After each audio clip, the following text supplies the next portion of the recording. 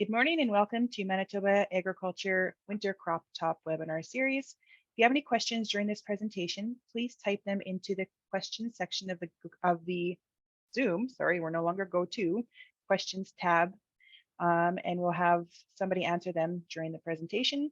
The webinar is being recorded and you will receive a link to the recording. Thanks, Aaron. I'd like to welcome everybody to the February 15th edition of Crop Talk and Canada Agriculture Day. It's nice to have a day to promote agriculture, and so make sure everybody talks up agriculture today. Today, we're going to have something that has been developed by some of our farm management team, and it's the fertilizer efficiency calculator, and Darren Bond, one of the farm management specialists for Manitoba Agriculture, is going to go over the, go through the calculator with us, and then afterwards, hopefully maybe go through a couple examples of how to use it. I think that'll be a great way to get a kind of a hands-on approach to using the calculator. And then after that, if we have some time, we'll answer some questions. And a lot of the crop scouting panel today is up at Crop Connect in Winnipeg. So we have a small panel, but if there's some questions that come through for them, we will deal with them at the end. So I guess with that, Darren, I will turn the screen over to you and we can start sharing your screen. All right, sounds good. Let's see here. All right, can you see my screen now, Lionel? Can see it and just maybe go into presenter mode. There, that works. You bet. All right, thanks. Thanks for this. Just wanted to say a big thanks to you, Lionel, and to Darren and Lori for doing Crop Talk. I think it's amazing. Like you say, there might not be as many people joining us, but I know a lot of people watch the recorded YouTube video. So it's a great thing that you guys are doing. So thank you very much. It's much appreciated on my end, and it's a great resource to have. So we're going to talk about fertilizer efficiency, but just maybe a little bit of backgrounder as to why we attack this problem. Our farm management team works through Manitoba Agriculture. We worry about a handful of things. Obviously, profitability is top of mind, and how you manage profitability is yield, price, cost. Actually, pretty straightforward from that perspective. But also risk. Risk is so much higher now with these higher costs. So this interaction between profitability and risk is important to consider. And we want to provide that value to the ag industry to make better management decisions, to come across from a sustainability standpoint. And that sustainability isn't only from profit and an economic standpoint, but it's also the environment and business continuity. So that's our background for why we attack this issue. So why is fertilizer efficiency important? Well, the world's changed a lot. We've had input inflation, we've had high grain prices, the war with supplies in Europe has changed. Farm size has grown quite a bit, and whenever farm size grows, it's always a challenge to keep the management ability up to the farm size level. So there's been a lot of change lately, and with all this change, usually accelerates change. So that could be good, and it could be bad as well. We need to understand how to calculate efficiency, get it working in our advantage. We can see that there's some benefits if we can get it working in our advantage. And then something that we've actually just recently added to the calculator, we can see the impact of changes. So we can calculate equipment investment, payback periods, different fertilizing regimes, stuff like that. So it's pretty neat to be able to do that quickly and easily. So to lay down some groundwork for this discussion, whenever I say fertilizer emissions, it brings up a lot of stress for a lot of people, understandably so, with everything that's gone on with this debate. For this purpose, for what we're doing today, we do need to pause that though, because what happens is we're not able to think at a level of what's best on the farm. How do we actually increase our efficiency? How do we use a little less fertilizer without impacting yield? And we need to be able to have that discussion with a clear mindset. So we're going to pause that debate at the door for now, because it doesn't really help us with this discussion we're going to have today. So I'm focusing on economics. I'm very lightly touching on agronomics and the environment, but my focus is on economics. We have some fabulous staff when it comes down to soils with John Hurd and Marla Rickman. They're true department gems. Talk to them. We want to listen to them, talk about those things. So my focus is going to be on the economic side. Now, obviously, this calculator it impacts all these things, but today it's going to be about the economics.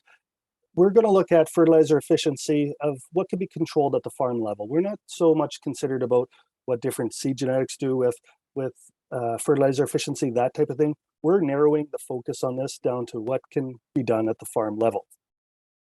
This is a no-judge zone. We're not looking to wag fingers at inefficient fertilizing regimes. What we're looking at is to objectively look at what we're doing on the farm and look for incremental gains. If we can make small gains every year, we will get to where we need to go. So we need to be able to understand we're in a safe spot here. We're not judging, we're not finger wagging. We're looking at what can we honestly do to improve profitability and environmental sustainability on the farm. And one last thing to remember is that Mother Nature, at the end of the day, really has a large say in efficiency with fertilizer. And we've seen this on our farm. These are pictures from my farm. The Dust Bowl's from 21. The lake is from 22. The Dust Bowl pictures from the top of our seed cart. There's actually 3 of those dirt devils dancing around there. I was wondering what's going on. And then that flood waters, we got a 7-inch rain in middle of July. The wheat was about a week away from fungicide application, and roads got washed out. Roads that old timers have said never been washed out before. So we have a lot of weather variability. I like to liken fertilizer efficiency, if I can use an analogy, to crossing a road.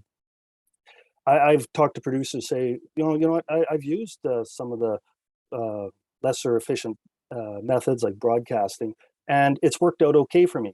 But I think it's like crossing a road. Just because you cross a busy road and get across it successfully doesn't mean that that's necessarily the long-term strategy, and it's maybe not the best strategy. Because as Mother Nature gives us these extreme conditions that we see on the screen here, what that means is she's thrown a couple speeding buses on that road, and it's increased our risk. It also increased the probability of having a failure when it comes down to our fertilizing regime. So we need to keep that in mind, and that's kind of the backdrop to all of this is that risk and how we mitigate that risk to have more success on the farm. So there's been a lot about climate change resiliency, some of the buzzwords that I hear floating around here. I'm going to put it very blunt. Profitable farms are the best defense against adverse weather and create the most climate change resiliency. It creates cushion for shocks, but it also allows funds to be invested into profit-enhancing technology.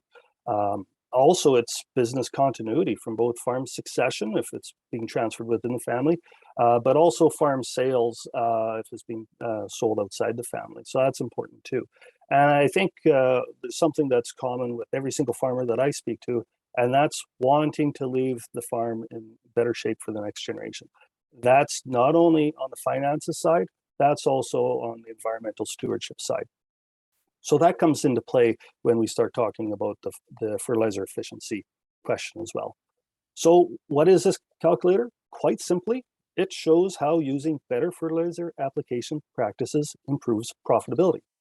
It's a win-win, as we'll see, for farm profit and the environment. Now, I said I'm maybe breaking my own rule about talking about the environment here, but we can see that if we have a good fertilizing regime, it creates profit and creates a positive environmental impact. This calculator is quick, easy, customizable, can fit any situation. It's meant to evolve as with science-based research, and it's meant to be changed, and we can even change it within the calculator.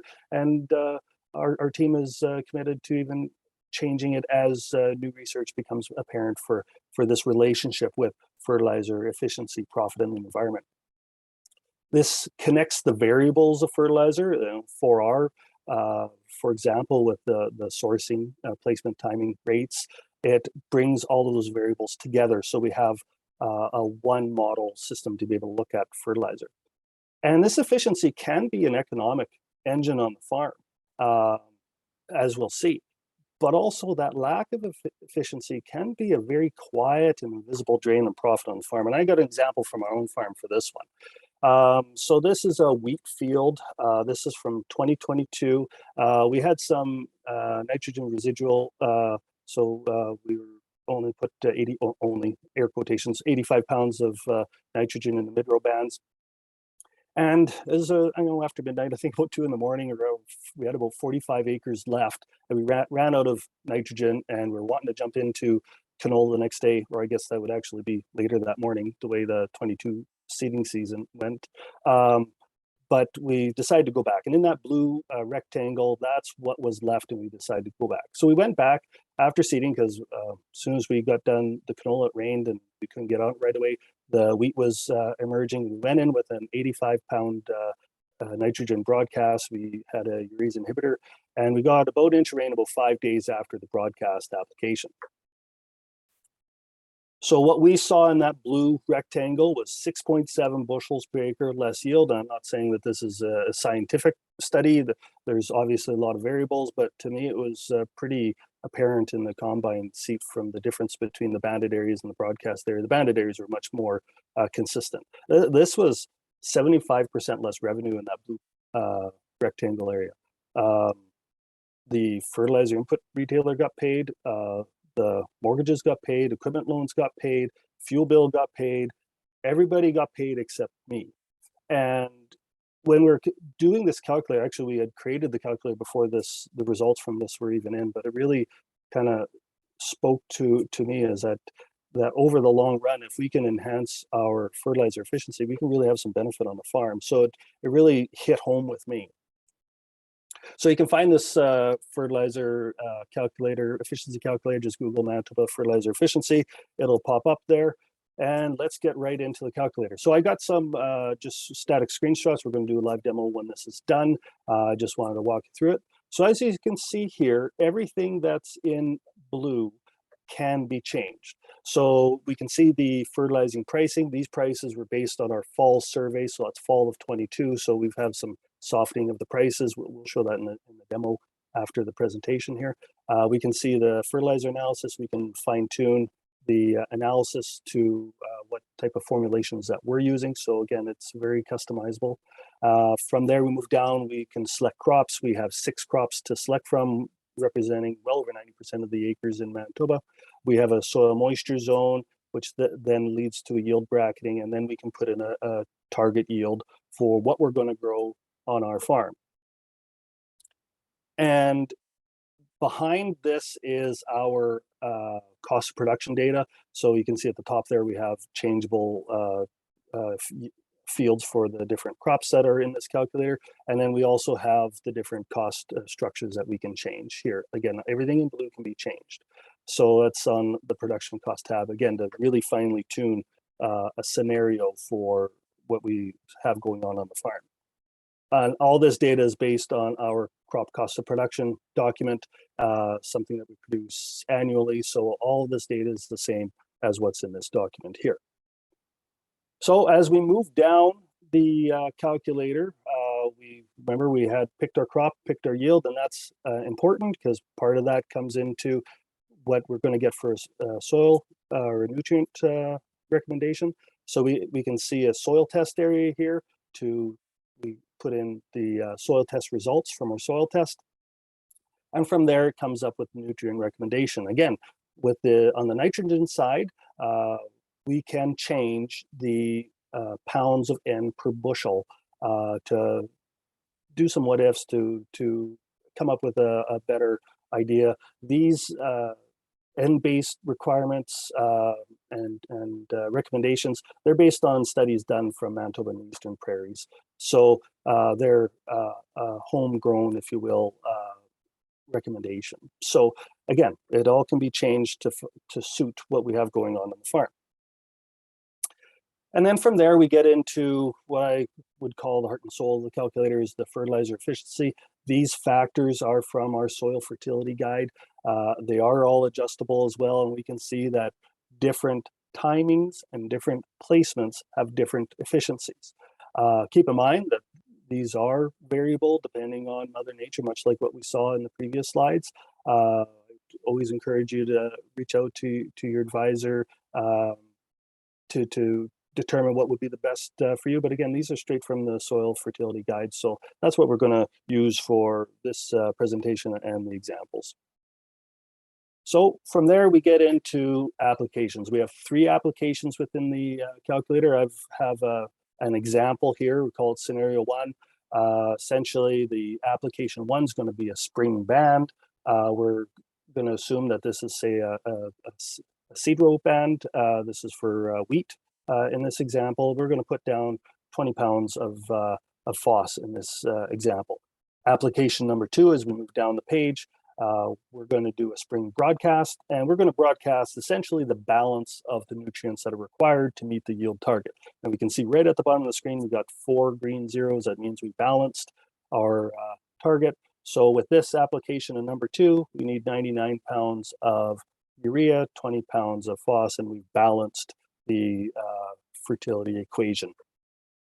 So what does that mean?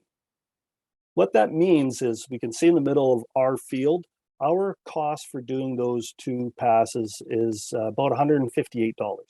However, we can see if that we're more efficient on timing and placement, we can squeeze that cost down to $127 without impacting yield. On the flip side of this, the least efficient way, so again, least efficient in terms of timing and placement, is going to be $212 of cost. So we come in at about $158 of cost. So we have just over $30 of inefficiency in our system. So you can see under a cost efficiency score of about 64% cost efficiency. And we can see some of the pop-up windows there that application number 2, the one with the 99 pounds of broadcast urea and some broadcast phos, that's really where the inefficiency is coming from.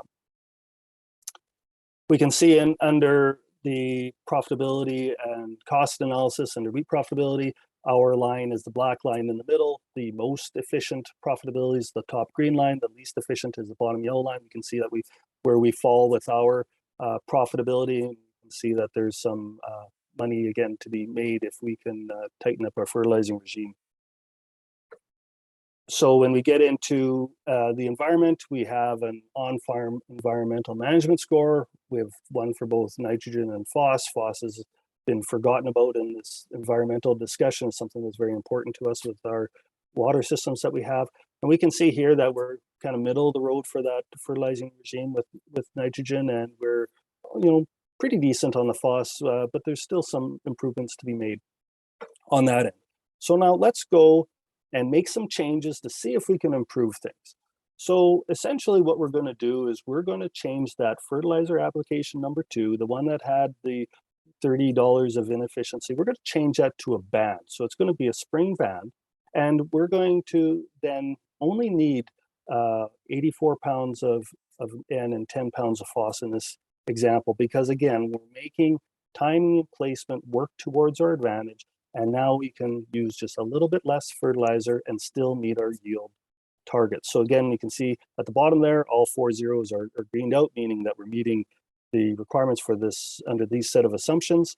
And now we can really see the benefit that this creates. We've now ground down our inefficiency to only a couple bucks an acre.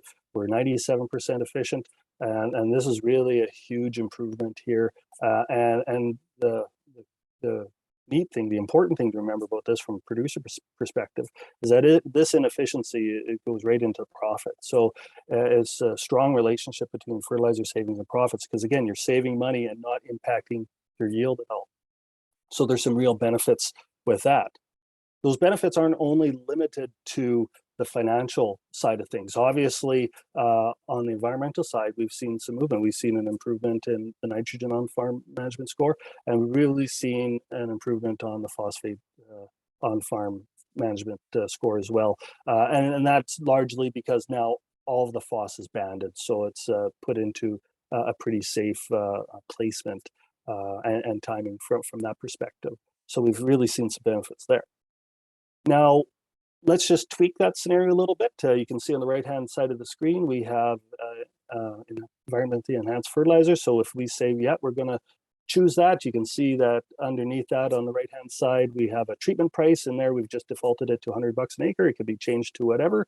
So we're going to say we're going to treat this fertilizer, say with a nitrification inhibitor, and see how that changes things. So as we can see on the cost efficiency side of things, it actually doesn't help us too much on the cost efficiency side of things.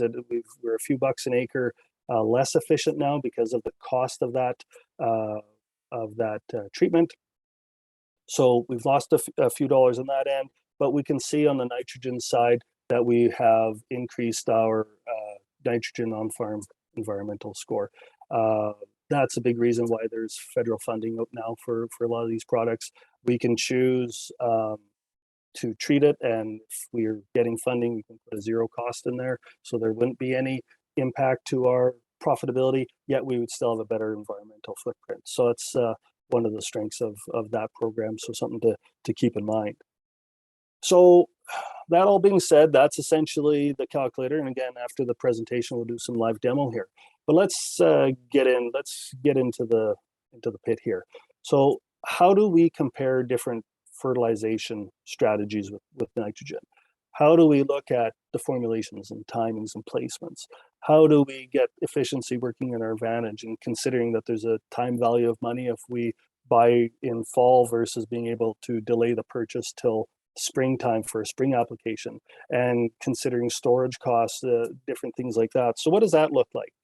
So under our analysis tab in this calculator, we can do some what if. So we're going to do an equivalent nitrogen cost what if analysis. We're going to take on the left-hand side of your screen a fall band anhydrous 8200, and we're going to say, let's switch it to a spring band urea 4600. What would the nitrogen be as a cost equivalency if we compare it to that anhydrous? Because keep in mind is that we now have some efficiency working in our favor, because again, spring banding has a little bit better efficiency than a fall band. What does that mean? We can see that $2,000 per ton of anhydrous has the same equivalent to a $901 per ton of nitrogen. So what does that all mean? So what we're essentially doing with this is we're saying, if we were to not put anhydrous down, but put the urea down in the spring band, what would that cost equivalency be? Because we get some efficiencies, we don't need to use as much fertilizer, so we can save on the dollars per ton. So really, that's what this calculator is doing. We have some assumptions below. We can add storage costs in there if we're buying in the fall and applying in the spring, so we can have some calculations. And we have an automatic interest cost calculation. So essentially, this is assumed that the fertilizer is bought in spring. So because you don't have to buy it in fall, you actually save a bit of money. And with these interest rates the way they are, that can add up to quite a bit. And in this case, it's nearly 34 bucks a ton with this example.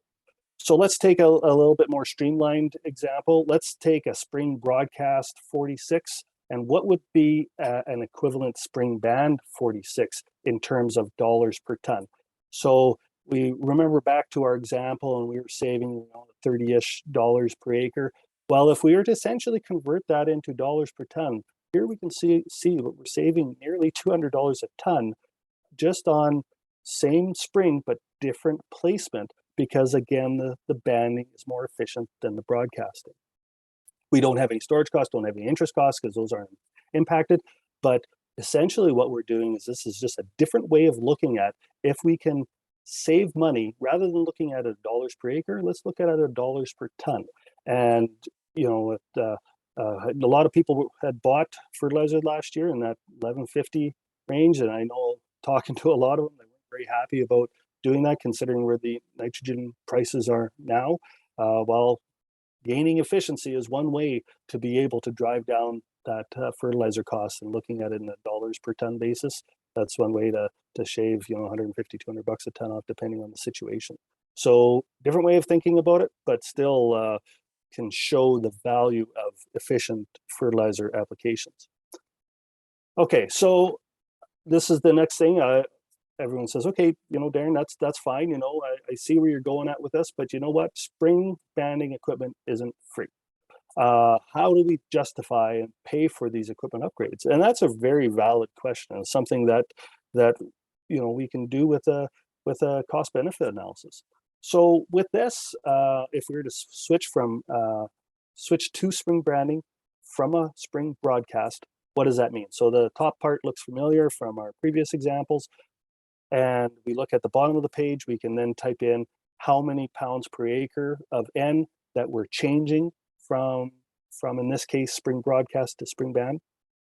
And then we can apply it over how many acres. And with this, I would caution people, only use what is going to be within the fertilizing regime. Don't spread it over all your acres. So obviously, if you're growing soybeans, there's no nitrogen in the discussion. So that's going to create overinflated value here. So what we're looking at is how many pounds of N that we're changing the practice with, and then over how many acres that this change practice is going to take place on a per year basis. So if we do this, we're going to assume 84 pounds because that's a previous example. And let's just say it's 1,750 acres that we're now going to move from a broadcast in spring to a band in spring. So what that means is calculation number one, if we use a 5-year payback period and we're using 7.75% interest rate, because that's what a lot of farm rates are right now, we can see that we can pay up to $111,000 for banding equipment. So essentially that $111,664, that's the break even. So if we can spend less than that, we're in the money. If we spend more than that, then we're not, we're actually losing some money, and there has to be some other benefit to spending the money on this. So this is that break even is a good way to look at it, saying, well, what can I spend on this over a 5-year period to make this work? So again, the $111,000, if you're underneath that, you're in the money, it's a good investment. If you're over that, then it's not such a good investment. Maybe there's some different options out there. Calculation number two, let's just look at doing an upgrade, for example. Let's just say this upgrade is $50,000 to switch to band. So using the numbers that are contained in that previous slide, what's the payback period? In this case, it's going to be 2 years. So it would only take 2 years to pay for that $50,000 of equipment upgrades for gaining the gains that are made in fertilizer efficiency. And again, those gains are going to be in the efficiency upgrade from placement, but it could be from timing and formulation as well. It's all factored in there. So what happens if we were to switch from spring banding 46 from fall banded anhydrous? So if we're fall banding anhydrous right now, we're going to switch to a spring band, and we're going to use the same assumptions. 84 pounds an acre is what we're saving, and it's going to be 1,750 acres per year. What does that mean in what we can save if we use efficiency to our advantage? In this example, that over 5 years, we can again pay almost $129,000. So again, if the upgrades to the equipment cost less than that, then you're in the money. If it costs over than that, then it's not such a good move. If we're able to make that switch and it only costs us $50,000 in equipment upgrades, then the payback period in this example would be 1.7 acres. One of the comments I get quite a bit as well, that's fine, but there's a workload issue. There's, can I get the fertilizer at that time? And there's trucking, all these things, and those are definitely costs. They're very important. I find that producers can determine that fairly easily, but coming up with the gains and efficiency is a little bit harder to calculate because there's so many variables going on, and that's what we're hoping to accomplish with this.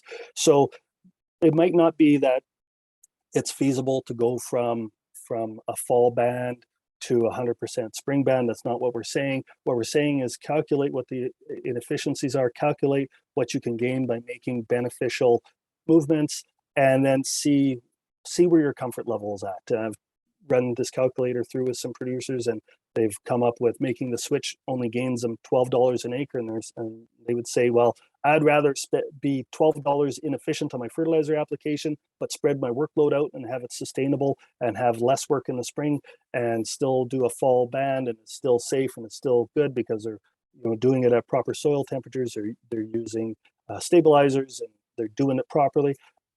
That's fine. That's great. You're moving ahead with the plan, and that's awesome.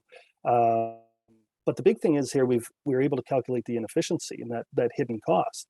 How about if that cost was $30 an acre? Are you still confident that not making a move is worthwhile?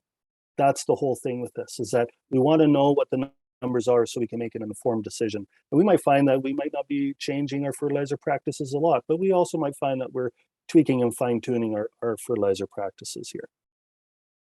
So the last one that we have is a FOSS affordability. It's when to build, when to maintain. The FOSS recommendations in our calculator are maintenance. They're not a build strategy. Essentially what this looks at what our prices are right now. We're using wheat and canola, what the FOSS price is, and looking at it from an averaging perspective. And from there, looking at where the purchase opportunities are. So essentially, top chart's wheat, bottom is canola. Essentially, if we see this chart move the line, the solid line will move below the dotted line, then it's a build opportunity, because FOSS is, I'm using air quotations, cheap compared to the long-term average. If we see it above the line, like where we are right now, then it's better to do a maintenance strategy. And again, I would speak with your trusted advisor on that to see what else is going on. But all things being equal, that's what we're seeing. So we could see in the past we actually had some decent build years. So hopefully we'll be able to take advantage of that, because again, we're a little bit expensive now, but I mean, we can change some of these parameters here in the demo to see how we come in. And this is all live link, and this will all move with the numbers that you put in there. So that's the neat thing, to be able to show some opportunities. So a couple key takeaways. How and when you apply obviously significantly affects profitability. We have a win-win with fertilizer application. When we improve our application and we increase profit, we also help out the environment too. Efficiency adds up over time. If we're looking at that $30 an acre, for example, 1,750 acres over 5 years, that's over $300,000. We wonder why some farms can pay so much for land, why some farms are just economic beasts out there. Well, if they can get their fertilizer right, and they can see a 50% or even more increase in profit, net profit, that's why. And lastly, we got to make this fertilizer efficiency work for you, not against you, because it seems to me that it either works one way or the other. We really need it in our advantage, in our corner, and we can get to that, generating some significant revenue, and we can create profit. We can create ability to transfer the farm. We can create resiliency to some of the extreme weather that we've seen before. And that wraps up for me. So I'm gonna stop sharing. I got to stop sharing, Lionel, and then I got to share my calculator. So, because I couldn't share my screen for some reason, or couldn't share my desktop. Yeah, that'll work, Darren. Maybe I'll just get you to hold 1 second. There was a couple questions. The one was, so are efficiencies related in any way to yield? Well, so John and Marla would probably be able to better answer that one. So within our calculator, we just looking at application on the farm. So timing, placement is really the efficiency that we're looking at with this calculator. So basically you went with, let's say, banding, and said this was such a percentage of efficiency compared to broadcasting. It's, yeah. Okay. Yeah. I think that explains it then. And the other one that came in was, I guess, time factor in, but you talked about that regarding, the anhydrous in the fall and trying to do it in the spring sort of thing. I agree 100%. I think that my angle from this is, it's not to switch everyone to one thing or the other. That's not the point of this. My point is, let's figure out are inefficiencies on the farm. Let's look at that, be able to calculate that, because then we can say, okay, our fertilizing regime works, or you know what, there's some small improvements that we can tweak here to wring out an extra $5-10 an acre, because you know, who wouldn't want a little bit more profit, right? Or it might also identify some pretty big improvements that could be made. So I find that working through this with producers and the switching from fall band to spring band is the biggest one, and it's a workload issue. It's a can you get product issue, you know, all these things issue. That's a big one. But the other thing I would also point out to that is that there's risk. You've seen that flooded field, and I'm from the Interlake. There's there's unseeded acres, and you put fall fertilizer down, you know, to put $100 an acre of N down in the fall and not be able to seed it. There's a cost to that too, and there's risk, right? So this isn't an easy answer. I'm not suggesting this is easy, but I do believe in order to make better management decisions, we got to kind of lay out all the cards on the table, assign dollar figures to all of these things, and then pick out what works best for us from our own risk perspective point of view, from our workload, from our capacities on the farm, from a whole farm viewpoint. Okay. Another question that came in, any plans to expand the calculator to include variable rate application, financial analysis? I will say, I won't say no to anything. Just like with anything, we have to be able to successfully integrate that. We added the environmentally enhanced fertilizer formulations and the costing and everything with that. So we're able to do that. We're able to make some other tweaks. So I would like to see this continue to grow and evolve, because if it's going to be useful, it needs to reflect what's going on the farm. And I do believe that there are still, like using variable rate for an example, there's some gravy to be had, if you will, for those types of strategies. So I think what we're doing right now is, because it just recently come out, we've got some comments integrated, actually did an upgrade, released a new version, and then we're going to kind of keep on doing the same thing. So you got my email, that's my number. It's also a cell. Don't be afraid to text if you got ideas. I'd love to hear from you. We do really want this to reflect what's going on, because I really strongly believe that fertilizer management is a key thing here, and if we get it right, we can really have some beneficial impact on the farm and the environment. Okay, why don't you go Okay, to get your other screen up, and we'll go through an example. Okay, I'm going to stop sharing here, so just bear with me.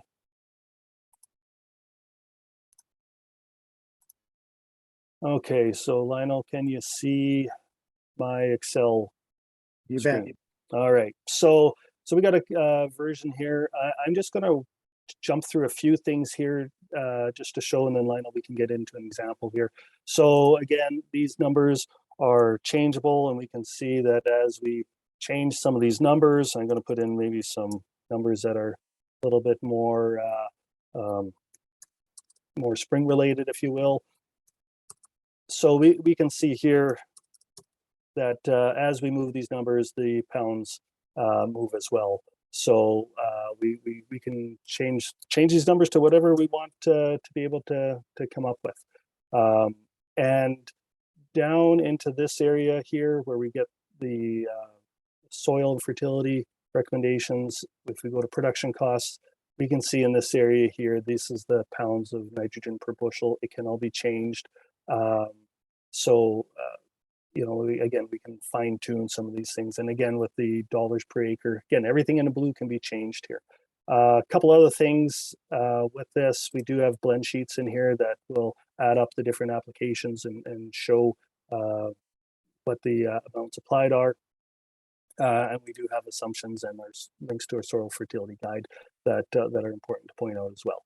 So with that, do you have an example, Lionel, that you'd want to use?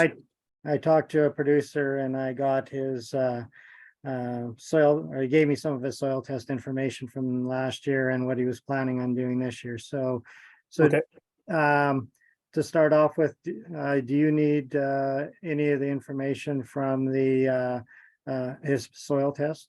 Yeah, sure. Well, what's he growing first of all? Again, we can see he's going to grow canola. Okay, going to grow canola. So we just as a point out here, we come up with, we have soil moisture zones. So with that comes up with the yield bracket. We could see here this yield is outside that yield bracket. You could get an error there. So just make sure that the yield is within the yield bracketing area. So what was he choosing for a target yield? For Yeah, example? he had 50, so that's why we were getting the error thing on the bottom. Okay. Right? Yeah. So we'll just find the different bracketings. So with that, we can see under a deal, we've got the 45 to 55. We cap out at 55. So if you put in 56, it's outside of our tables for nutrient tables and the like. So put in 50, that works. So does he have a soil test? Yeah, he does. For N, it's 40. For phosphate, it's 15. Potash is 100. And sulfur is 15. Okay. So this is, again, based on that information talked about before. This is the nutrient recommendation line. One thing here, just so people can know, we can manually adjust this line to come up with any changes, or again, to fine tune the situation based on, you know, any credits or anything like that that, you know, might take place. So just so people are aware of that. So we can manipulate this several different ways, but that's one way that we can manipulate it. So based on that data that you had given, the nutrient recommendation line is 125, 15, 0, 20. So it's kind of neat just to be able to see what, you know, some of the impacts the soil test can do. And I know talking to some producers that don't regularly soil test, this is kind of hooking them in to say, oh wow, wonder what you know, what this field would be and that field would be. And it's something that with this high price of fertilizer and just the stakes at the table here with the, you know, these high grain prices and everything, and high everything price, is that you need to get it right. So it's really interesting to see when you start putting in your soil test what type of recommendations it can give you. And also interesting is that you mentioned with at least the phosphate graph, anyways, you're saying you could either have a maintain or a build, and this must be working off maintain because it's because of the price of phosphate, right? Well, Because actually, so this one just looks up a table, but we can go in. Let's get into here. So sorry for the scrolling here, but this gets into the numbers here. So we can see here, based on these numbers, we're still just a bit above this line. But if we were to change some of these numbers, all of a sudden with this type of situation, we're now dipping below the line. Now we're getting into that build scenario. So we can play with these numbers a little bit on this end to see. But on the calculator, it just looks up, it's just a table that it looks up based on the requirements. But this one here, we can use this to see, based on this longer term average, are we in a build or a maintain situation? So again, using these numbers to try to come up with better management decisions rather than just going by the seat of our pants, because so much has changed over the last few years. And I know, Lionel, you've heard me say this many times. We've had so much change in cost, change in grain price, increased weather volatility. All these things have changed, and what we were comfortable with profit has kind of been blown out of the water. So we need to reestablish our comfort with all these different costings and everything that's going on. So doing this allows us to put dollars to it and come up with an analysis. So if we go back here, yeah, we got our recommendation. Again, we can see in here our efficiency, and again, we can change all this based on, you know, what we want to do and consultation with our trusted advisors. So is there any, do we want to play around with the application methods a little bit? I think everything is going to be spring banded, or actually one pass seeding, so it'll be banded, I guess. Yeah. Okay. So we can just change this one because it auto calculates. So that essentially, so we can see up here the higher number, but because we're using efficiency again with spring banding working towards our advantage, we don't need quite as much nitrogen when it comes down to it. And again, these numbers here, so this number here is essentially driven off of these efficiencies here. So if we were to change that band to 110%, so we only have a 10%, we can see that this number is now larger because we've reduced that efficiency. So again, talk with advisors, see what is reasonable, and you know what? There's nothing even wrong with playing around with some of these numbers. I've talked to producers and advisors who felt that there's been years where the broadcasting has been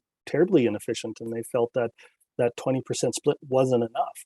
Well, we can do kind of different scenarios and see how that impacts how much fertilizer is needed. And remember back, Lionel, to those yield map slides that I had, and I just broadcast 85 pounds. Well, I should have put on 20% more to keep things equivalent, right? Because I was banding until the banders ran out.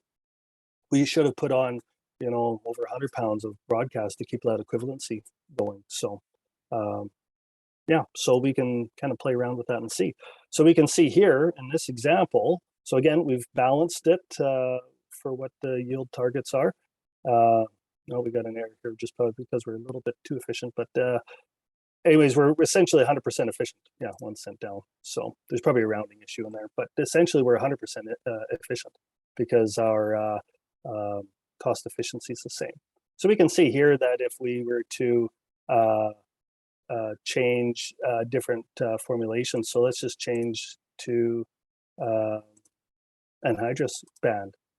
We can see here that we get a little bit of inefficiency because in this example up at the top there, anhydrous is actually not the cheapest nitrogen source. So even though we're doing quite well on placement and timing, because it's not the cheapest cost, we're actually costing us $7-8 an acre more. So kind of some neat things that we can play around with this and see. So obviously, if you're going to do spring banding with these numbers up here, the way they're structured in the efficiency, it's going to be giving the best results. So yeah. So Okay. it's pretty interesting. You bet. Really, actually, a lot of good information. I think it's something where, as a producer or even as somebody working with producers, it's something to sit down and go through and practice with and just see what kind of some of the results you can get.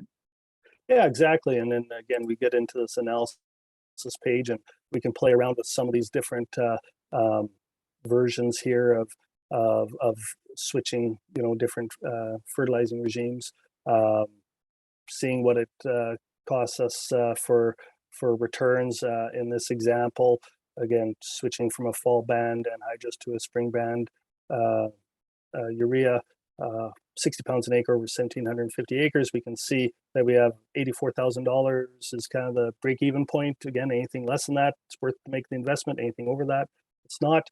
We can play around with these numbers and see what it changes and how these will change just as we change our numbers. And we can play around with this in a relatively easy way to figure out, what works on the farm. And again, we're not saying that this is the end of the discussion with this calculator. This is actually the beginning of the discussion. This allows us to assign dollars to activities and changes, but then we bring in the full picture of workload, of what equipment we have on the farm, what the producer is comfortable with, all these things, so we can then see where we're at. Because again, this is not meant to say, oh, you do this or you do that. This is meant to say, okay, well, if you change this, this is the economic impact to that change. And again, hoping to have people make decisions with better information around them. Okay, and so this is on our Manitoba Ag website right now. Yes, yeah. And somebody can go and just download the Excel file onto their personal computer? Yep, for sure. It's free. There's no cost to it. We are working on an online version, so something that could be used on a phone or a tablet. because Excel doesn't always work so good on those, obviously. So we're working on that right now. It's a few months away from being released. I don't know if it'll be coming out before this seeding season. We'll have to see. But we will have this available so that you can get it on your phone or iPad and be able to play around with this as well, and just again use it in a little bit easier format than Excel. Great. Well, thanks, Darren. That was a great presentation, a lot of good information. And I guess for anybody going to our is at Crop Connect, Darren is going to be there this afternoon. So if you got some burning questions, I'm sure you can corner him there, and he'd be happy to talk to you about this. Exactly. Yeah, I'll be there. Actually, there both days. So we have booth there, so I'll probably be around our booth. So yeah, seek me out and tell me what you think. Give me feedback. We're always looking to improve things, and again, something that we're interested in hearing from. Okay. Well, thanks again, Darren. And I got a couple slides I want to go through before we finish off today. And one was for our crop scouting panel, and I'm hoping that John Hurd is still on, but I had a producer that was looking to, I guess, invest in some, I guess, more efficient ways of getting his fertilizer on, and he was looking at mid-row banders. And the question he was asking is, how wide can he go before it's too wide for using mid-row banders? John, are you there? Yeah, can you hear me? You bet. Okay. First, I wanted to say that Darren did a good job of explaining things there, and that there's now an economic way to place some value on these efficiencies. First thing, the phosphorus, it's not maintenance. That is strictly short-term economics, the sufficiency approach. So anyone that looks at those rates will see it's less than the removal amount or less than maintenance. And so short-term economics only in regards to those phosphorus. So that's why you guys are so impressed with those low phosphorus rates. Good economics in the short term. And the other point explained well on the yields. We don't see the yields being affected because this calculator forces them to apply more if they're broadcasting, and then accounts less if they're doing some banding. So remember, 20% higher rates if you're fall applying, 20% higher rates if you're broadcasting versus banding, and that yields should be similar. But I think Darren explained that also. Great points, John. Yep. So the air seeder, well, I don't know. It depends what his row spacing is, and mid-row banding is it fits between every second row. So if his row spacing is 10 inches, well, then his row spacing, of course, is probably going to be 20 inches. If he's going to ultra wide rows, he's got to know what he's jeopardizing. What we would say is that the product you want to put in the mid-row band is nitrogen, or you could put in there the rates of P and K that are excessive for the seed row safety. You don't want to park all your phosphorus or your potash in the mid-row band, because the crop won't know it's there till well on into June. So you have to put your starter pop-up phosphorus, and if you're putting down a low rate of potassium with or close to the seed, you can put your maintenance amounts in the mid-row band, but the crop's not going to know it's there until mid-season. The nitrogen will move out of that band. Similar, sulfur, but I've seen sulfur deficiencies in canola when it's all parked in the mid-row band and we have a dry spring and that sulfur isn't moving. Yeah, I don't think there's much decision here, because it's basically based on what his row spacing is. You have to remember, in corn, we can side dress corn, when corn is 10 inches high, using a only between every second row. So the same way as mid-row band, and we can still feed that crop efficiently with nitrogen. We don't need a band between every row of corn. Plants can feed with one side when it's nitrogen. So I'm not so worried.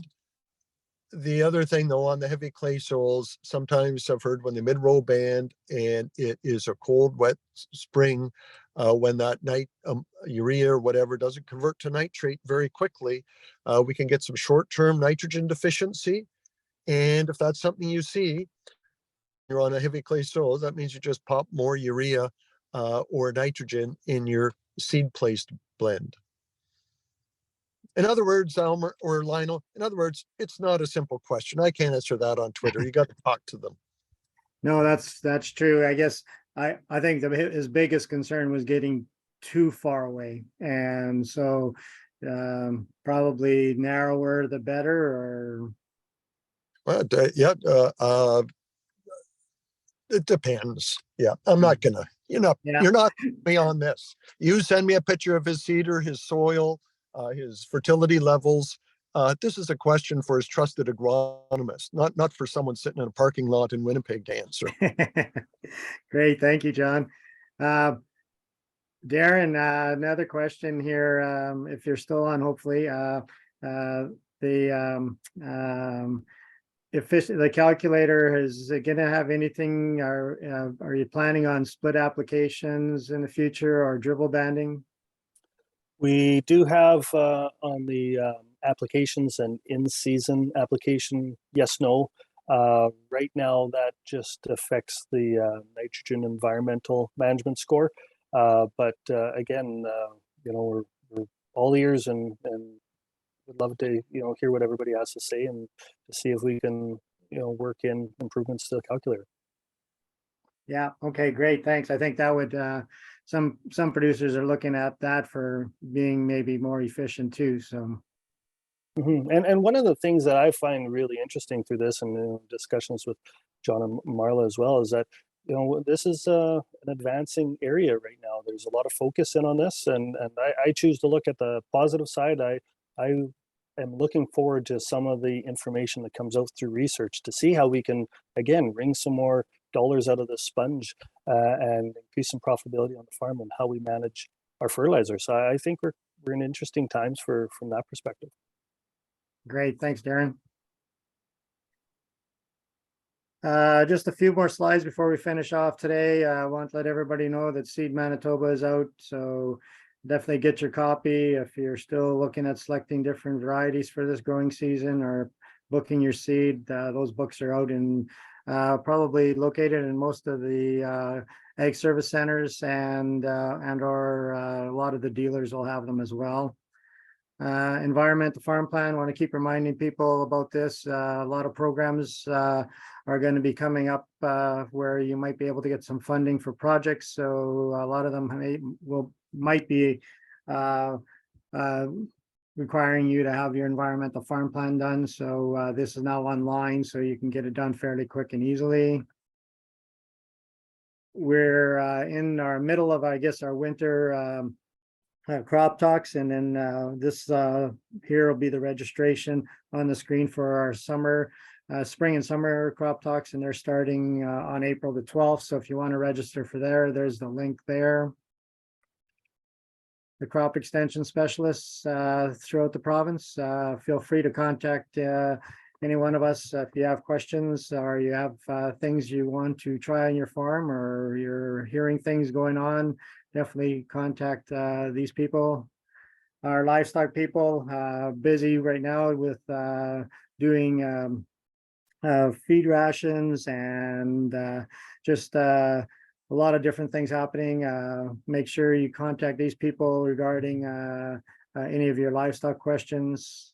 There's our ag service centers and their contact numbers. Feel free to contact them for information, especially if you're looking at trying new crops this year. Maybe make sure it's updated on your policy. Our hay listing service, lots of hay being marketed right now.